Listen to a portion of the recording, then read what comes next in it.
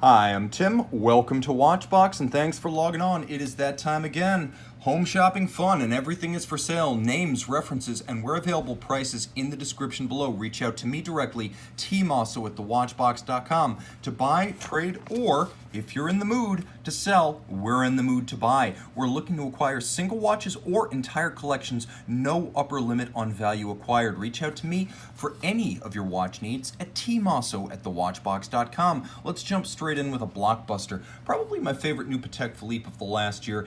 This is a wonderful consonance of color, character, and practicality. A timepiece based on the 42.2mm white gold Aquanaut 5168 from 2017. This is the 5168-010 with a lovely military green olive drab alongside the stealth wealth of the plus-sized Aquanaut 42.2 white gold case. Now the dial, as you can see, has that same olive drab with the familiar geosphere cut of the standard Aquanaut, white gold applique indices, white gold hands, and of course on the wrist, this one wears a treat, being super thin at under 9mm thick, but 42.2, it has a broad stance, planted and wide. It's elegant enough to be your dress watch, but automatic winding, fully loomed, and 120 meters water resistant. It's also durable enough to be your sports watch. Again, because of the low slung stance and the sloped bezel, it'll slide easily under a cuff. You can see that lovely gray gold, white gold that's white all the way through, hand finished in alternating polish and satin. Take a quick look at the hardware and the software. Of course, the buckle is white gold and lovely with the two ends of the Calatrava cross inside. Button release. You've got that handsome geosphere cut, almost grenade-like olive drab composite rubber strap, and then the glorious Patek Philippe caliber 324 SC center seconds. As you can see, the Patek Philippe seal, anti-magnetic silicone hairspring, 4 Hz beat rate, free sprung, 6 position adjustment, accurate to -3 plus 2 seconds a day, and as you can see, lush in its finishing. A handsome and lovable Patek Philippe modification of one of their best modern sports watch designs. The 5168-010 in olive drab green just zings me. At a lower price point, but with no less character, this is a timepiece that represents the best of Omega. Enduring design, purity of line, toughness, and frankly a little bit more luxe than you get with a standard Moonwatch, as this is of course the Sapphire sandwich.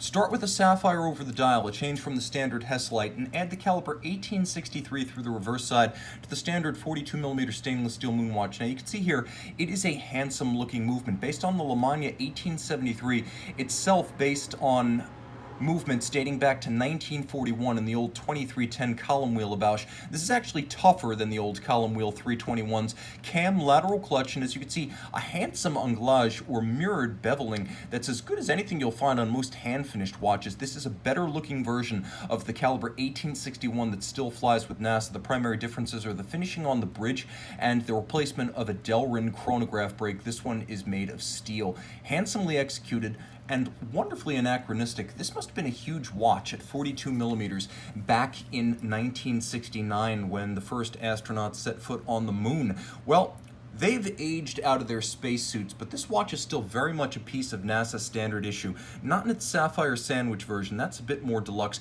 but certainly in almost dimensional and mechanically identical caliber 1861 form, still a very real piece of NASA history, heritage, and current day issue. Let's do some loom shots. There's the Moonwatch right there. As you can see, the Chronograph seconds hand is loomed.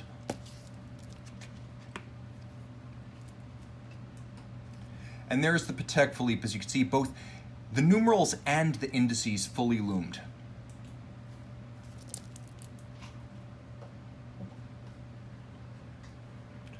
Okay. Here's something big coming this way now. It's Godzilla. In more ways than one. This is the SBGC229, a 200-piece 46.4mm titanium and blue ceramic limited edition.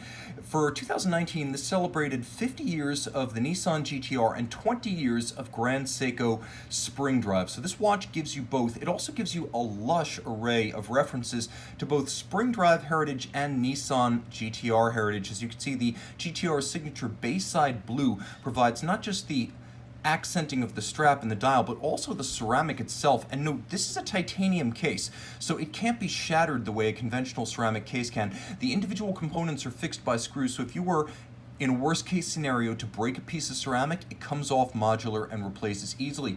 100-meter water resistant is both a 3-day power reserve chronograph and a GMT. And if you look super close, you can see this is the caliber 9R96, which is more accurate than standard spring drive, as this watch includes accuracy of plus or minus 10 seconds per month, not the standard spring drives plus or minus 15 seconds a month. Individually numbered, you know it's a special grade of spring drive because it has the gold medallion in the case back. That indicates a higher level of accuracy. You can also see the unidirectional governing wheel that governs all spring drive calibers, as well as the column wheel, as it has a column wheel and vertical clutch mechanical chronograph on top of the spring drive mechanism. Now, because of spring drive, the hand moves completely smooth, no jump, stagger, or stop. Spring drive has that unique glide that is endemic to the spring drive movements. No batteries, no capacitors, no motors, all of the energy provided by the spring, but quartz accuracy with mechanical sole, and a truly impressive watch on the wrist. The 46.4 wears more wearable than its outward dimensions. You can see I've actually got a decent amount of clearance on both sides of my wrist, so if you're comfortable with something like a 47mm Panerai Luminor 1950 or a big Pilot from IWC, this is right up your alloy, as it's basically ceramic, sapphire, and titanium, so super light. If you love the GTR, if you love Grande Seiko, if you want something off the beaten path but resolutely sporty, maybe even an all-around option for a football player, this would be one hell of a special occasion for your wrist. And if you happen to be an automotive enthusiast, it's awesome in that regard as well. That said, if you want something that's a little bit more haut de gamme and high horology, we have a watch that came out for 2018, easily the best version of the FP Journe Chronographe Monopussoir Rattrapante. This is the mauve blue dial platinum version, 44mm but very thin at under 11mm thick. It's a watch that wears deceptively, as the 44 melts away with curved lugs, and as you can see, a bracelet that's integrated into the case, but without being a Gerald Genta copycat cliche. This is a handsome piece that fits low under the cuff. It's got a lot of substance to it, all in platinum with a rose gold movement, so you really feel the heft. If you believe that a luxury watch should feel its price, this watch does. Now, it's a monopusher split second, which means the trigger down at 4 o'clock, which looks like it might be the reset trigger on a conventional chronograph, that is the split second trigger, so you can split the seconds and gauge a waxing or waning interval, for example, between 2 cars around a track or perhaps runners around a course. Now, what I like about this watch, perhaps even more than the charismatic blue mauve dial, is the use of a chiseled finish on the platinum. This is unconventional and distinctive of these FP Journe Monopussoir models.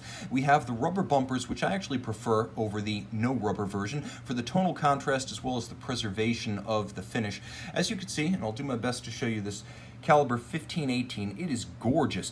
You have the Rattrapante secondary bridge with the pincers for that seconds hand. You have 2 column wheels, which you can see just below my finger. And then you have an oscillating pinion, which is a little bit like a conventional lateral clutch, but it is a smaller driving pinion rather than a large wheel. As a result, there's inherently less play. This is much like the monopusher chronograph caliber that FP Journe created for Cartier and used in, among others, the Tortue monopusher. It results in a beautiful and open lateral clutch architecture, but without the jump and the stagger of a conventional chronograph seconds hand. As you can see, and I will fire this one up, you press it and there is no jump or stagger when it starts up, just like that. Like a vertical clutch, but with the beauty of a lateral clutch.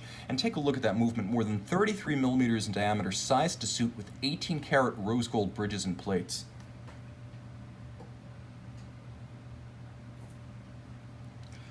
It's been a long time since I've had a standard sub on the show, and by that I mean the 116610.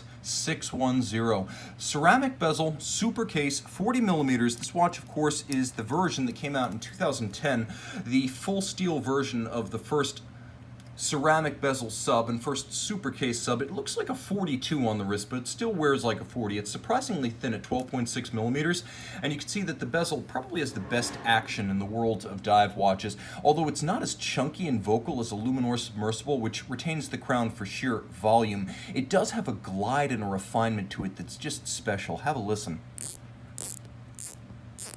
Precise 120 click and equipped with a chronometer grade movement, 300 meter water resistance, and of course you've got the glide lock system, which gives you 20 millimeters of incremental adjustment in 10 2mm increments. It's great if you want to make fine tuning steps as your wrist expands or contracts. It's also great if you want to pull it all the way out over a dive suit. This is a watch that has an awful lot of currency behind its design, as even the first Submariner customers from 1953 would recognize this as a descendant of their watch, and I believe for the Submariner Centennial in 2053, this watch will look just as current and relevant. Immunity to planned obsolescence, the ultimate feature. Now, I was present at Basel World 2016 when this watch launched, and I thought at the time, isn't it about time we saw a full-line redesign of the Daytona? Evidently not, because the standard in-house caliber 4130 model launched in 2000 gained new life and new wind in its sails with the addition of this model you see here, which is the 116500 LN with the white dial. Now, some folks like the all-black look of the black dial. Most folks, and this is a very informal poll I've taken of clients, as well as incoming inventory, most folks seem to prefer this version for the tonal contrast of the ceramic black bezel, the white dial, and the black registers. Now, though this is a 40, it wears visibly smaller than the 40mm Submariner. It's also flatter at 12.2 millimeters thick, small but distinct, especially with the lack of the rotating bezel. This is a little bit more dressy, though still very much a sports watch, and 100 meters water resistant, so this is a full service sports watch. It doesn't quite have the glide lock system of the Sub, but what it does have is Easy Link, which is 5 millimeters of tool-free quick adjustment inside the clasp. Now, the timepiece, being elegant and graceful, also doesn't share the super case design with the Sub. You can see the lugs are narrower and tapered, and the case is a little bit more fluid and shapely. There's a lyrical poetry in the design of the Daytona that's shared with the Datejust and the Date-8 these days, but fewer and fewer Rolex timepieces have this kind of lithe grace. It's a dying breed in the Rolex catalog, but still very much a beating heart in the catalog, courtesy of this variant you see right here. The Daytona has never been hotter than it is right now.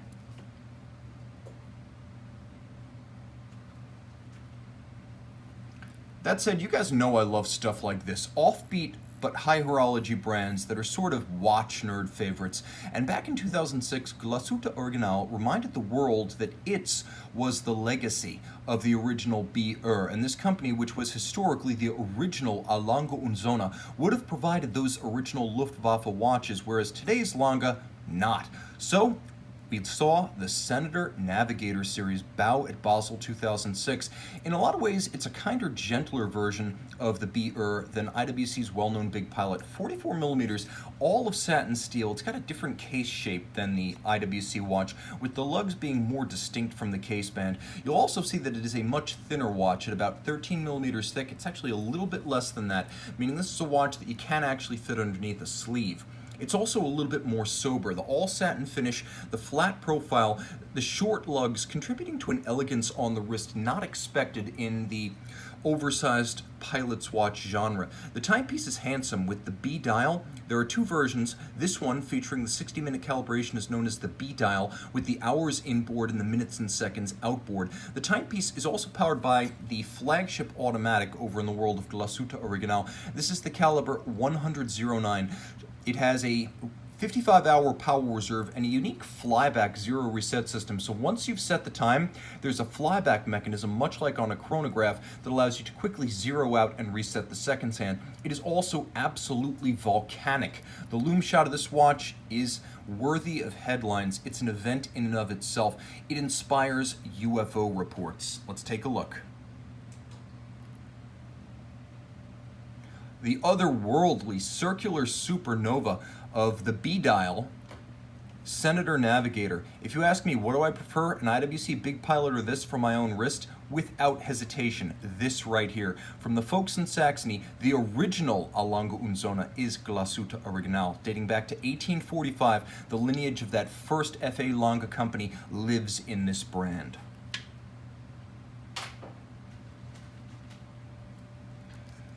Rough and tumble, but for those slight of wrist or modest of taste, I have to say the number 959 across the board inspires positive mechanical associations for me. But The Luminor Submersible 1950 3 days PAM 959 is best known as the Baby Guillaume Marie, as the 982 Chronograph looks very much like this watch, but this one is cleaner, less cluttered, a little bit more pure of line and essence, and at 42 millimeters in stainless steel, this is a watch that wears an absolute treat. Comfortable, low slung, relatively flat flush, but still 300 meters water resistant with a handsome array of colors, both grayscale and blues. This is a watch that is suited to a smaller wrist and perhaps those who never considered Panerai to be a Rolex alternative due to size. I have to tell you, at 42 millimeters, this is a viable Rolex alternative. Now, the look of the bracelet isn't present, though I find that the strap actually works better on a dive watch. Adjustments are quicker and more varied. There is no compromise of this watch. As you can see, there is a system underneath for quick releasing the strap, so it doesn't use the spring bars that have somewhat diminished the appeal of many recent Panerai watches. This is the no-expense spared high-end quick-release system from Panerai. You'll also note the image of the pig, or the manned torpedo, as used by the Decima Flotilla during World War II, the pioneering Italian Navy frogmen, who were also the original customers for Panerai watches. You have a wonderfully chatty diving bezel, and I'm going to hold it up to the mic right here.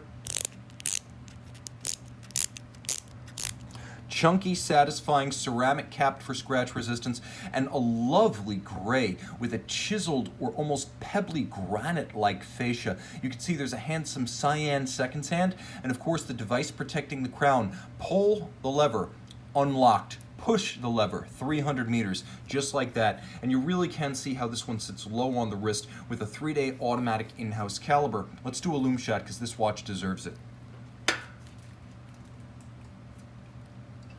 Explosive, and you can see differential loom, so it's easy to line up the bezel pearl immediately with the minute hand. You'll also note the fully loomed seconds hand, a feature that should be universal on dive watches. Frankly, I'm not sure why it isn't.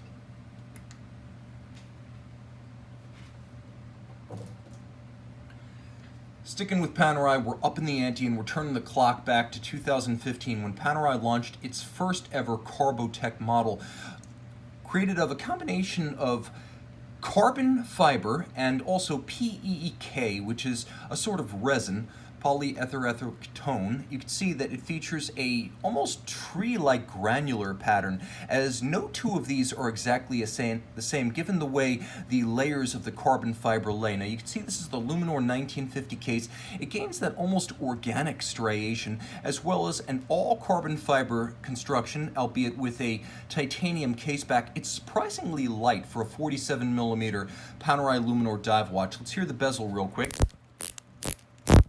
This one's even louder, chunkier, and more satisfying than the 959, but you can see the watch itself is also larger by far. Now, I know a lot of folks don't like Fotina, and I'm firmly in the anti-Fotina camp. I only like it if it's used as an effective complementary color. I don't like the phony, evocative intent, but here there is a wonderful color palette between the black, the ecru, let's call it, and the light blue. It's handsome, it's cheerful, it's upbeat, it's summery, and it just works. Now the watch, of course, is a 300 meter diver. As with the 959, we have a 3-day automatic winding power reserve in-house caliber in the image of the SLC on the reverse side. What's different about this watch, of course, is that it is a far less common model, as the price of the Carbotech new constrained production to a degree that I found rather surprising. So these are a great buy pre-owned because they were so expensive when new. They ruled out a lot of the existing Paneristi collector base. So these are uncommon and a little bit elite amongst Panerai watches.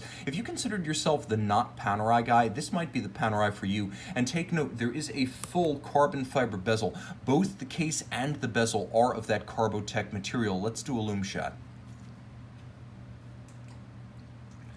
See, I wanted to reassure you that that simulated patina or Fotina dial has absolutely no problem cutting through the dark. It is still very viable as a diver.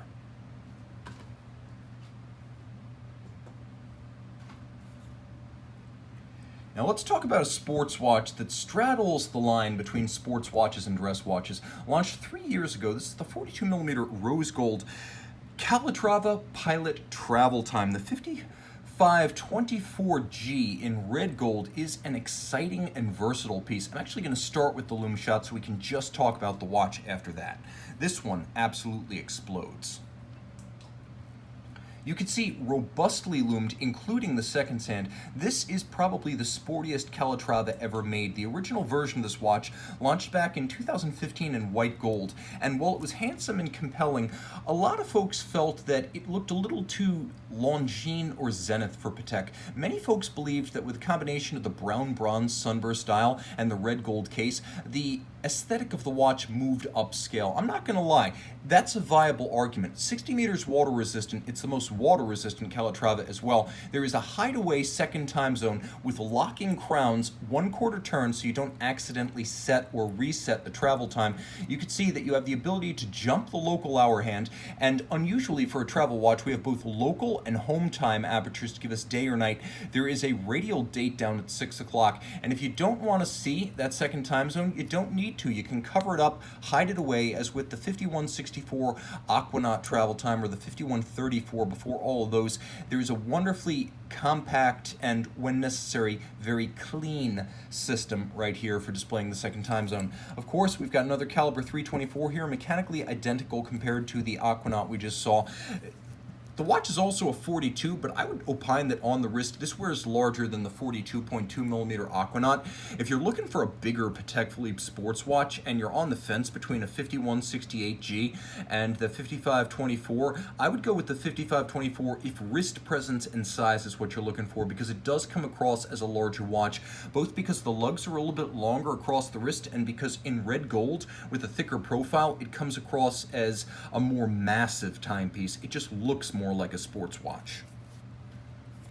By the way, how much do you love this Clevis style pin buckle? They even went with an aviation flight suit fixture for the buckle itself and a handsome aviation inspired cross-stitched contrasting stitch calfskin strap. They went all the way with this model.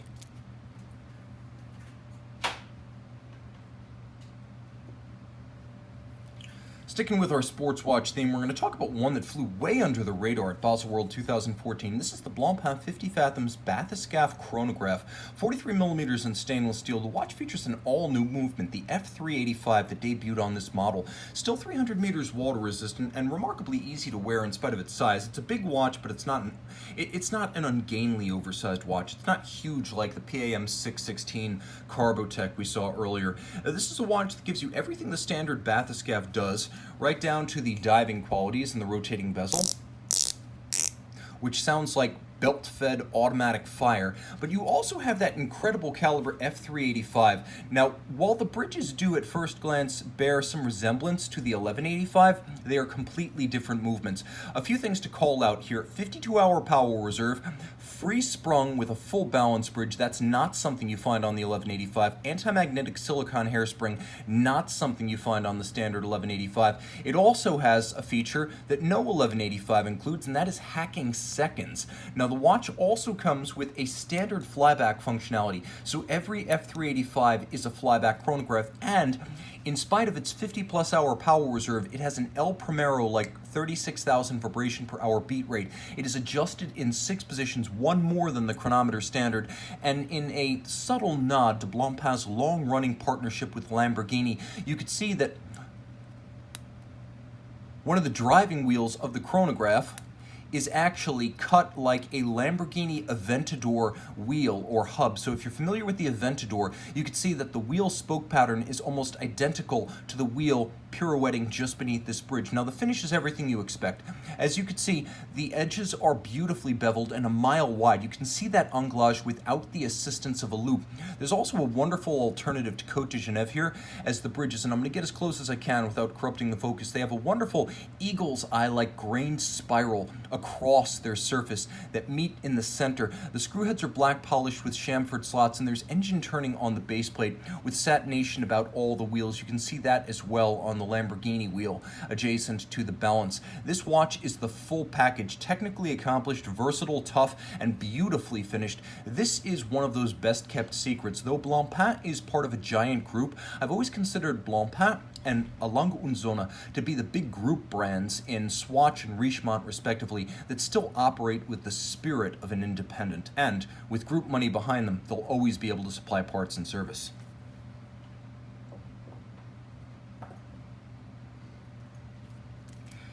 Here's a special watch, 200 pieces, limited edition, 43 millimeters, platinum, with a ruthenium-coated sunburst dial. This is the Master Grande Tradition Tourbillon chronometry, a timepiece launched to celebrate JLC's win in the 2009 Concours de Chronometrie, in which JLC Tourbillon watches, the Master Tourbillon and the Gyro Tourbillon 2, vanquished all comers, with the surprise being the in-house upset, as JLC's automatic caliber 978 beat the Gyro Tourbillon 2 with an annualized deviation of only 47 seconds. Yes, a year. That's fractions of a second gained per day. The caliber 978 set what was then the mark in in-house chronometry competition for a wristwatch tourbillon. Now you can see on the dial side you have a second time zone in 24-hour format, so it's also a GMT, and you have a jumping date indication. The idea being that you don't want to obscure the tourbillon, so in the middle of the night, during the jump from the 15th to the 16th,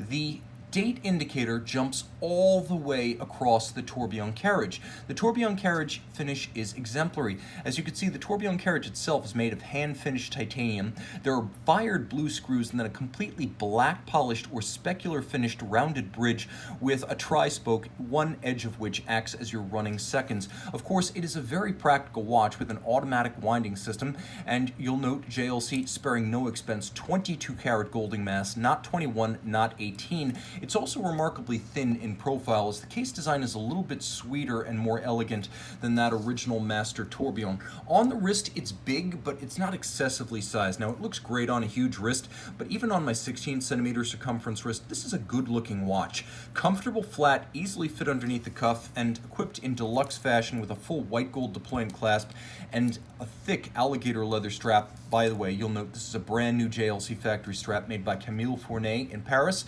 This is one of JLC's modern greats. Beautifully finished, technically accomplished, and with the second time zone in the date, it's even practical. A rarity for a tourbillon.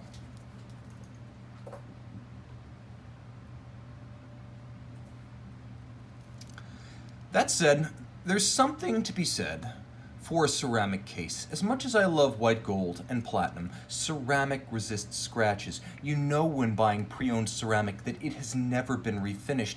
And as long as you're not that type to shatter a sapphire crystal, that's always the yardstick I use, you will be able to enjoy factory-like finish year after year, decade after decade. And this Octo Finissimo skeleton in black ceramic, matte black ceramic, is a great way to get into true luxury horology with a landmark design, ceramic durability, and a profile only 5.8 millimeters thick by 40 millimeters in diameter. Now, the caliber BVL 128SK is impressive and intricate. We're going to get as close as we can to this dial. You can see that there is a circular graining over the bridges. There's also a nickel anthracite coating to better match the dark matte finish of the case. You can see there's a lovely industrial gray about the bridges. You can see a power reserve indicator over at approximately, I would say that's about 925, 60-hour manual wind power reserve. You can see that the movement itself has been skeletonized, and it's a wonderful lattice work of brass, of steel, of violet pivot jewels, silvered wheels, and of course the gold of the shock protection spring and the balance.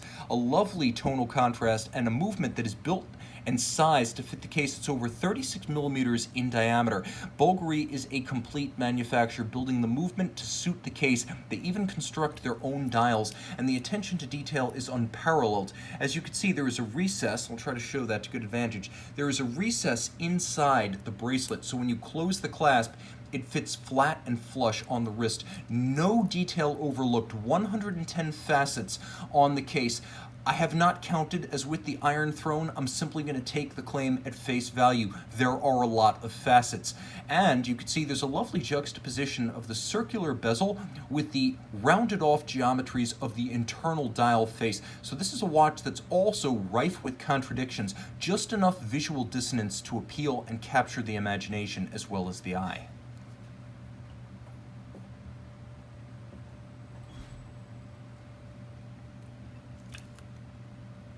We discussed Grand Seiko earlier, but this is more of a dress option. Though still 100 meters water resistant, the SBGH266 is a 39.5 millimeter, 150 piece limited edition tribute to, well, I would say two things. First, the original 9S of 1999, but also the original Grand Seiko high beat movement of 1969, which is why if you look carefully you will see that the mosaic dial of this watch features a scattering of logos associated with the former Dainai Seikosha, which later became Seiko Instruments. That was the company that built that first 36,000 vibration per hour movement for Grand Seiko back in 1969. Here too we have a high spec 36,000 vibration per hour movement, automatic winding, 55-hour power reserve, adjusted in 6 positions. The tolerances of this movement, you can see that gold medallion again denoting a special regulation Grand Seiko movement. It is roughly twice the accuracy of a Swiss COSC chronometer. Now with only 150 made, nevertheless there can only be one 007. Good luck whether you're James Bond or simply a fan of fine watchmaking. As you can see, the case is that 9S shape. It's a little bit like a precious metal banana. If I had to describe a combination of creases and curves with the famed Zaratsu black polishing, every surface optically smooth, flawless, and mirrored by means of holding the surface to be milled manually against a spinning tin plate. As you can see, there is a full deploying clasp. And I always found it funny that the gold clasps from Grand Seiko are always made in Italy. Everything else, rest assured, is made in Japan, right down to the buttery soft and smooth straps that Grand Seiko equips on its watches. This is an accurate watch, a hand-finished watch, a rare watch, a versatile watch, and if you look at the dial, you can see the twinkle of those individual indices, hands, logo, and aperture for the date, individually, I should say, cut and finished against micrometric diamond-tipped milling tools by artisans who only craft those components all day long. Grand Seiko dials are best in the business and the benchmark for the Swiss to compare. This is an extraordinary dress timepiece.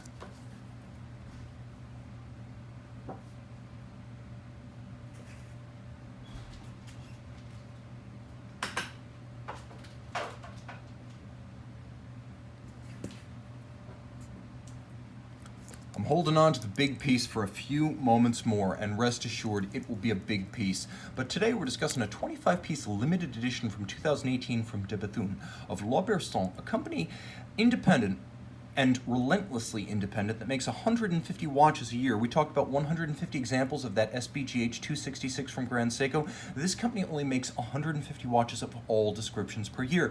The steel wheels model is the version of the GPHG Aiguille d'Or winning DB28 that includes a skeletonized bridge for its twin self-adjusting mainspring barrels. The steel wheels, of course, are the skeletonized barrels themselves. You have Côte de Bethune across the bridge, which is sort of an engraved Côte de Genève, whereas conventional Côte de Genève are laid down with an abrasive wheel. Côte de Bethune are essentially engraved. You could see the depth of the graining. De Bethune creating a sort of three-dimensional Côte de Genève that is unique to their brand and distinctive of their finishing. You'll also note that the edge of the bridge is mirrored with traditional anglage and black polished screws. The hour hand is a lovely PVD deposited sapphire. There's an extended and fired blue minute hand. You'll appreciate the fact that there is a 300, well, it's not 360 degree, it is a spherical half white palladium, half blued steel moon phase with a 122-year adjustment interval, one of 6 patented balances from De Bethune with a titanium wheel and white gold masses outboard, their own escape wheel, their own off-centered dog-leg hairspring that beats like an overcoil, their own triple parachute shock protection system with a black polished bridge and 1, 2, 3 shock protection springs, as well as a lovely black polished concave and mirrored base over the movement. The caliber 2115 V4 has that black polished bowl-shaped titanium cover, as well as a blued titanium ring underneath a serrated minute track with polished individual titanium spheres for the minutes. Now turn it all over and you can see there is a power reserve indicator on an engine turned base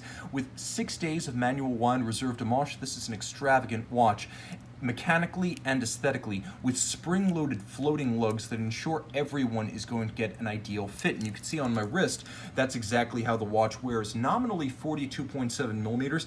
It's under 12 millimeters thick, which means it is also a thin watch and a fun bullhead winder. If you love independent horology, hand finish, avant-garde engineering, and exclusivity, this watch offers all of that in spades. Look at the light dance over the polished and blued titanium on the dial, and look at the depth of the dial when viewed from a diagonal angle. Impeccable finish and originality of thought and execution. I mentioned Lange earlier in the show, and it's fitting that the most independent of big group brands finalizes today's episode. This is the closer, and it would be the closer in any company. Technically part of the Saxonia collection, and 45.9 millimeters in red gold. This is the Lange 31. As you can see from the dial, it is a 1 month movement, 744 hours of power reserve, with an extraordinary power reserve indicator on a dial made of solid sterling silver. You have a quick adjustment mechanism that allows you to cycle the date, and it feels as crisp as a fine column wheel, like, for example, a datograph. The movement, caliber L034, originally launched with the platinum version of this watch back in 2007. It has 406 parts and 62 jewels. Well, 62 conventional Verneuil process synthetic rubies. In terms of jewels, the number is 3, and that's joules of energy, as the twin 25 millimeter mainspring barrels, each containing a 1.85 meter mainspring. Those twin barrels contain 3 joules of energy. Also important to note, this watch is wound with a key, like a pocket watch, because of the extraordinary resistance of the barrels and the length of the power reserve. There is a ratcheting proprietary key that you stick into the case back, and then you wind. And it's an absolute pleasure. It's a pleasure you need not undertake more than once per month, but you can see that it does wind quite swiftly on the dial side. Now, with twin mainspring barrels, over 3.6 meters of 3.7 meters, we may as well be precise, 3.7 meters of mainspring, and all of the flourishes of fine finish you expect from Lange. There is one major hidden refinement inside this watch, and it's the remontoir d'égalité, first deployed on this model and later deployed on the Zeitwerk. And you can see the remontoir system, a constant force device that every minute transfers energy from the barrels through a special second locking lever to the escapement. So the barrel never directly drives the escapement, allowing the watch to maintain constant amplitude, neither too much nor too little, for 31 days. The movement is 37.3 millimeters in diameter and 9.6 millimeters thick, meaning the movement is properly sized, or perhaps I should say the case is properly sized to the movement. An extraordinary watch with Lange's most elaborate deployant clasp ever. You know, as a Lange fan, that Lange does not usually include deployant clasps. You also know that hardly any Lange watches, basically this, the Terra Luna, and the Grande Complication, feature a trigger deployant system to release the clasp. So this is an extraordinary accessory by itself in a watch that is extraordinary and exhausts superlatives. Can I wear it on my wrist? Yes, I can. It's a big precious metal hockey puck, meaning big is the style, but it is purposefully large. Mainsprings with enough energy to put your eye out. Heck, with twin mainsprings, enough energy to put both your eye outs. Relive the Christmas story with big boy toys. This is the Lange Sohne Lange 31, possibly the ultimate extended power reserve that you don't have to wind with a power drill. Guys, thank you so much. I hope you enjoyed the show. I hope you liked the watches. And if you see anything you like, reach out to me, tmosso at thewatchbox.com, for purchases, trades, or if you're in a selling mood, we're in a buying mood. Time out, Tim out, and thanks for logging on.